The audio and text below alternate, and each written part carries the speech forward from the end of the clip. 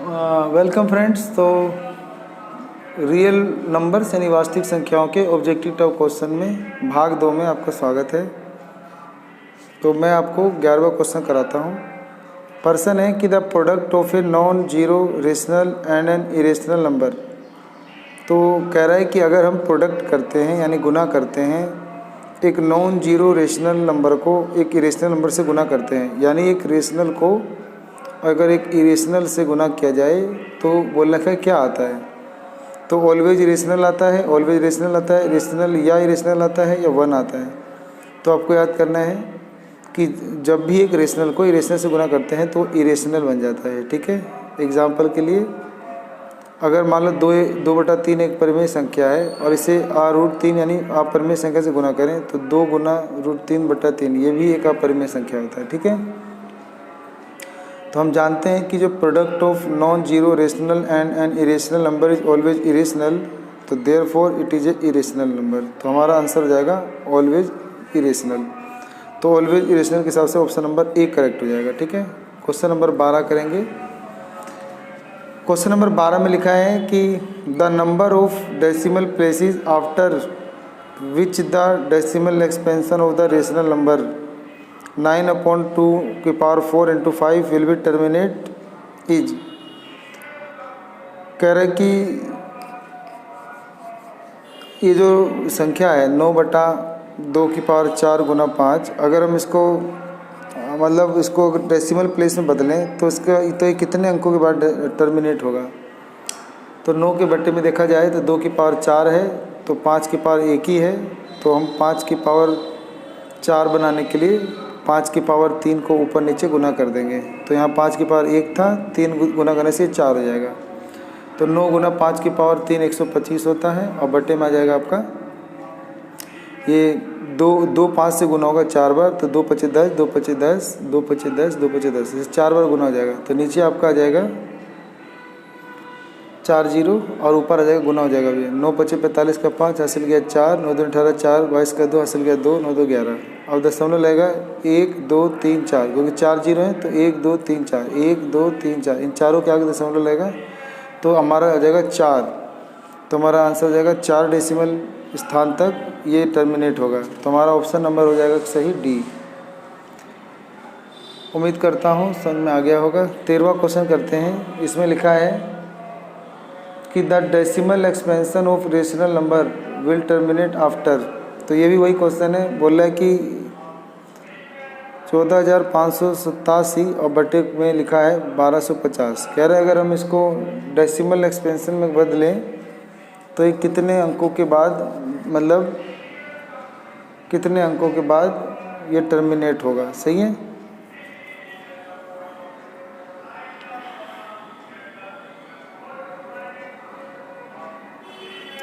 तो पहले तो नीचे वाली संख्या जैसे 1250 है, इसका फैक्टर कर दो एलसीएम, तो आ जाएगा 2 से 2 × 12, 2 दूनी 4, 2 × 5 = 10। तो अब आ जाएगा 5 से करेंगे 125, फिर 5 से करेंगे 25, फिर 5 से करेंगे 25 और फिर 5 × 5। तो अब ये हो जाएगा नीचे आपका 2 गुना 5 4 बार आ रहा है तो 5⁴ तो अब देखो जैसे 5⁴ है तो हमें 10 बनाना है। तो 10 बनाने के लिए 5 को 2 से गुना करना पड़ेगा। तो यहाँ पे 2⁴ ही है तो 5⁴ है, मतलब 2 2 की और ज़रूरत है। तो 2⁵3 की ऊपर नीचे दोनों जगह ज़रूरत है। इससे क्या होगा 5⁵4 और 2⁵3 और 1 4 हो जाएगा। तो 2⁵4 5⁵4 दोनों गुना होगा तो 2 × 5 = 10⁴ बन जाएगा।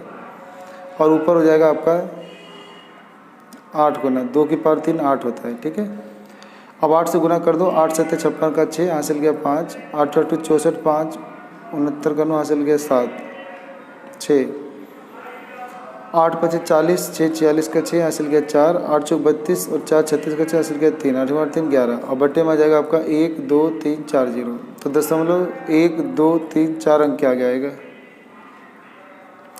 तो हमारा आंसर हो जाएगा 4 decimal place, option number D हो जाएगा। ठीक है, कि ये जो डेसिमल एक्सपेंशन आ रहा है वो आ रहा है 4 डेसिमल प्लेसेस पे आ रहा है। ठीक है, 14वां क्वेश्चन है। कह रखा है कि इफ़ ए और बी दो संख्याएं उनका HCF 45 है और ए और बी दोनों का गुणनफल जो है वो 30,375 है। तो हमें एलसीएम निकालना है। तो इसके लिए एक सूत्र होता है कि एलसीएम एचसीएफ जमा मतलब गुना एलसीएम बराबर होता है दोनों संख्याओं का गुणनफल, जो कि आपको दे रखा है 30,375। एचसीएफ 45 दे रखा है और एलसीएम निकालना है। ठीक है, तो एलसीएम निकालने के लिए ये 45 मल्टीप्लाई में है, ये इसके डिवाइड में आ जाएगा।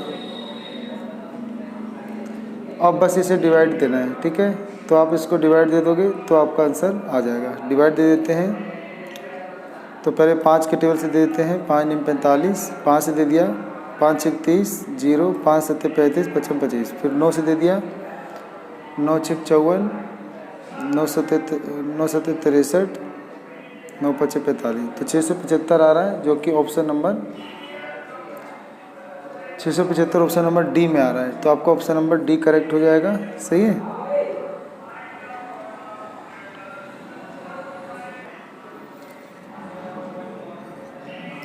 क्वेश्चन नंबर 15 करेंगे। कहता है इफ़ बोथ, लिखता है if both 525 and 3000 are divided by only. कह रहा है कि दो संख्याएं हैं 525 और 3000, दोनों डिवाइड हो जाते हैं 3 से, 5 से, 15 से, 25 से और 75 से डिवाइड हो जाते हैं।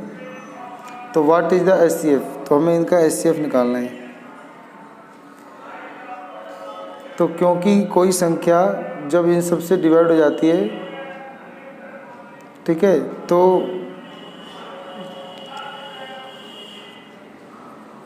ये सारे मतलब ये संख्याएं इससे भाग हो जाती हैं, तो ये सब कॉमन फैक्टर हैं। तो ये सब कॉमन फैक्टर हैं, तो इन सब का क्या निकाल दो, एलसीएम। तो इन सब का एलसीएम निकाल दो,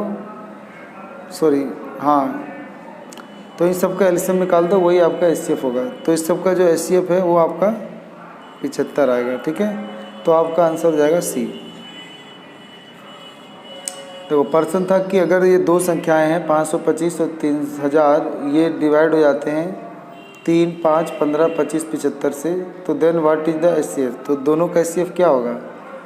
तो क्योंकि ये संख्याएं जो हैं डिवाइड हो जाती हैं, तो यानी ये दोनों संख्याओं के कॉमन फैक्टर हैं, तो इसीलिए इनमें जो सबसे बड़ा कॉमन फैक्टर है वही इसका एचसीएफ होता है। तो इसीलिए का आंसर 75 हो जाएगा। 16वां करेंगे। 16वें में लिखा है if HCF of 2 number is 1। अगर दो संख्याओं का एचसीएफ अगर 1 आ रहा है, तो then the number are called relatively. तो दोनों संख्याएं क्या हो सकती हैं, तो एक प्राइम और दूसरा कोप्राइम हो सकती है, या कंपोजिट के साथ प्राइम हो सकता है, या फिर बोथ ए और बी दोनों हो सकता है, या नन ऑफ दीज। ठीक है,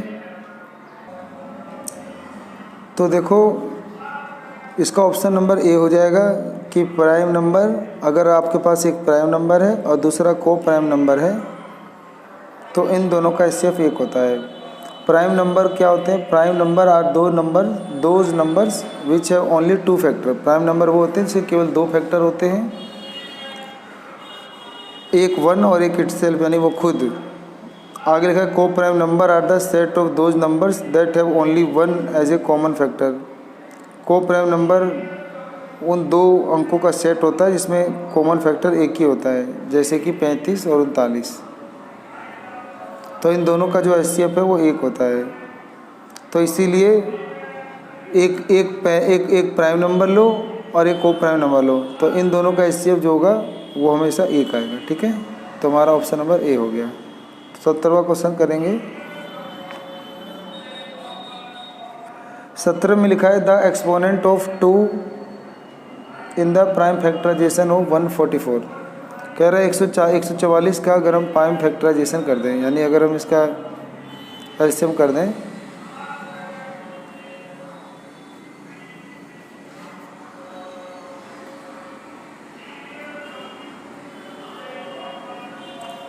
तो आप पाओगे कि 2 की पावर 1, 2, 3, 4 बन रही है और 3 की पावर 2 बन रही है। तो 2 का एक्सपोनेंट यानी 2 की पावर पूछा है, तो इसका आंसर 4 हो जाएगा।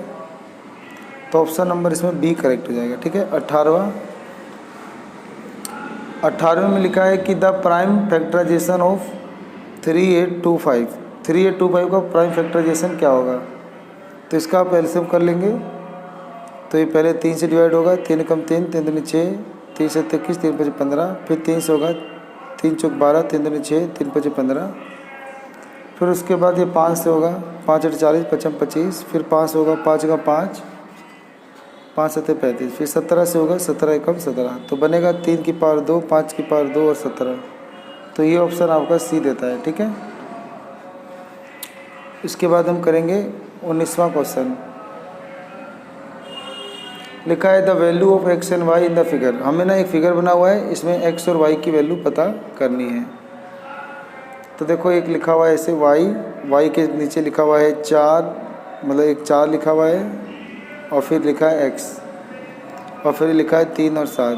तो इसे गुना कर दो 3 सत्ते, तो ये बन जाएगा आपका 21, और 21 को 4 से गुना कर दो, 21 चौक 84। तो y की वैल्यू 84, x की वैल्यू 21 आ रही है। तो ऑप्शन नंबर ये आपका बी करेक्ट हुआ, सही है। अगला है 20वां क्वेश्चन। बोलता है कि which of the following rational number has a terminating decimal expansion.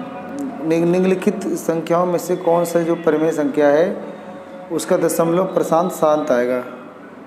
तो इसका सही ऑप्शन है सी। और क्यों है, क्योंकि 2027 के बट्टे में लिखा हुआ है 625, और 625 का जब फैक्टर करोगे तो पाओगे कि वो आ रहा है केवल 5 की पावर 4 आ रहा है। तो अगर कोई रेशनल नंबर है तो ऊपर नोमिनेटर नीचे डिनोमिनेटर है। अगर किसी के डिनोमिनेटर में 2 या 5 की पावर समथिंग हो, यानी 2 की पावर m, 5 की पावर n, यानी 2 की पावर m या m 5 की पावर हो, कुछ भी हो, तो वो हमेशा टर्मिनेटिंग डेसिमल एक्सपेंशन देता है, ठीक है।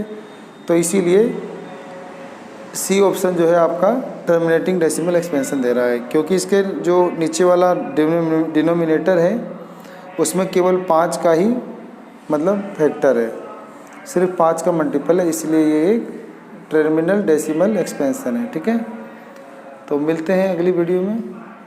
आप सबका अपना कीमती समय देने के लिए धन्यवाद।